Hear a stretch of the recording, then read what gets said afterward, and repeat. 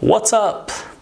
Достар, кейде бірнеше сөз тіркесіп келіп, бірге мүлде жаңа мағына туындатуы мүмкін. Бұны тұрақты тіркестер дейміз, фразеологизмдер дейміз, ағылшын тілінде олар idioms деп аталады. Бүгін сіздерге 3 идиома үйреткім келіп отыр.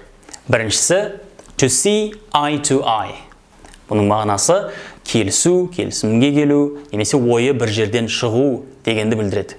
Мысалы, we don't see eye to eye on many things, but we get on well.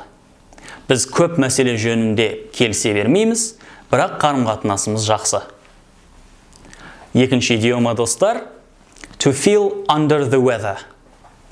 Бұл ауа райының астында сезіну деген сөз емес, бұл ауырып тұру, өзін нашар сезіну мағынасын білдіреді. Мысалы, I can't come to work today. I'm feeling under the weather. Мен бүгін жұмысқа келе алмаймын. Ауырып тұрмын, өзімді нашар сезініп тұрмын. Үшінші идиома, достар, a piece of cake. Тікелей мағынасы бәліштің бір бөлігі, дұрыс мағынасы оп-оңай деген сөз. The exam was a piece of cake and I'm expecting good marks. Емтихан оп-оңай болды, сондықтан мен жақсы баға күтемін. Достар, идиоманы үйренгендіктеріңізді дәлелдеу үшін видеоның астында үшеуін қолданып өзіңіз жайлы комментарий жазып кетіңіз. Келесі видеода кездескенше.